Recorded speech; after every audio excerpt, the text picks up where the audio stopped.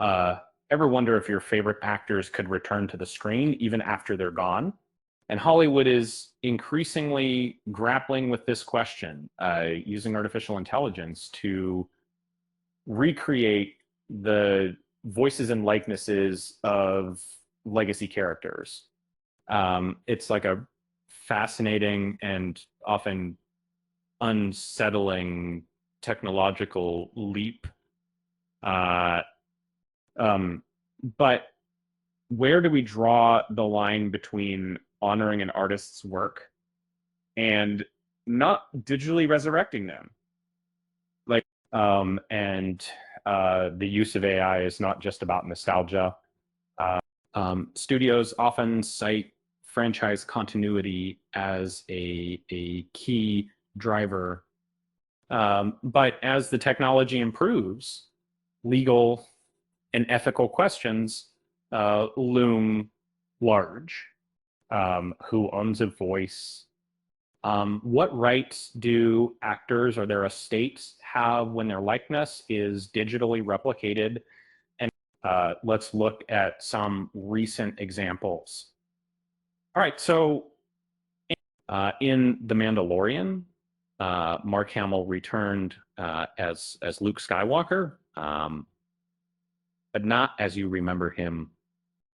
Using respeecher technology, the production team crafted a voice mimicking his, younger self, drawing from archival recordings, while visually stunning. The decision ignited debate about replacing live performances with digital recreations. The Book of Boba Fett further refined this process, utilizing algorithms to generate dialogue from old radio broadcasts and film takes. Critics noted that the synthetic voice lacked the emotional depth of a human actor, highlighting the challenge of capturing nuance with AI. James Earl Jones, the iconic voice of Darth Vader, officially retired during the mid. And so, however, Lucasfilm secured permission to use AI to continue the character's presence.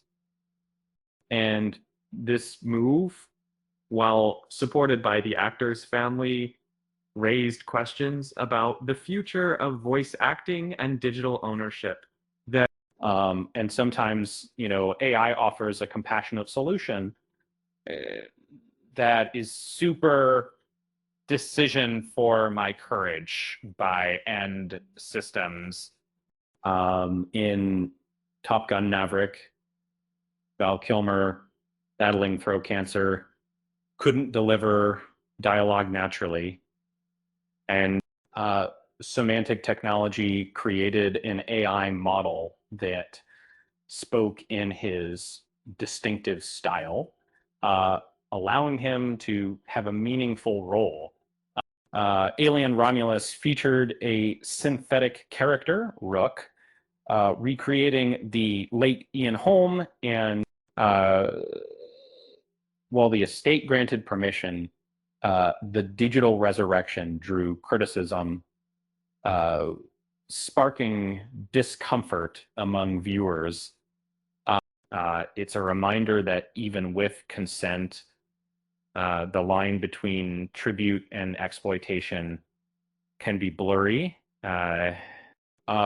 Rogue One, a Star Wars story, brought back Grand Moff Tarkin decades after Peter Cushing's death, using a combination of digital technology and a performance by Guy Henry. It became a landmark case, raising concerns about the rights of deceased performers, and the use of posthumous digital doubles. Ghostbusters Afterlife saw Egon Spengler return as a spectral figure, created through body doubles and digital tools. The focus was on visual likeness, but the audio elements were carefully managed to evoke the original character, aiming for closure for fans. The Flash featured digital cameos of past Supermen, including Christopher Reeve and George Reeves. The attempt to honor the franchise's history received backlash for the quality of the recreations and the ethics of using likenesses without consent. The remake of Roadhouse faced a lawsuit alleging the studio used AI to recreate actor voices during the SAG-AFTRA strike.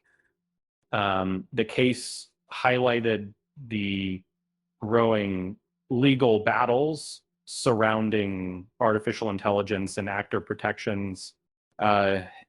Indiana Jones and the Dial of Destiny utilized AI to de-age Harrison Ford, cleaning up old recordings and adjusting his vocal pitch. And the seamless transition in motors allowed the film to revisit a classic era of the franchise. Coming to America saw James Earl Jones reprise his role as King Jaffe Joffer, with reports of digital assistants used to maintain the strength and clarity of his voice.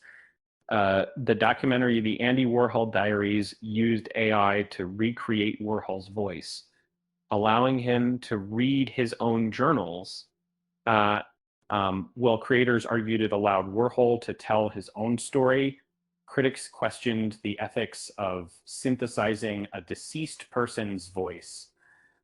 Here took it a step further, using advanced AI to de-age Tom Hanks and Robin Wright throughout different stages of their lives.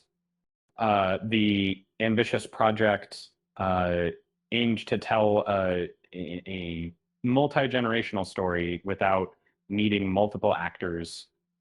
Furiosa, a Mad Max saga, used AI voice blending to create a seamless transition between the younger and older versions of the titular character, prioritizing artistic cohesion.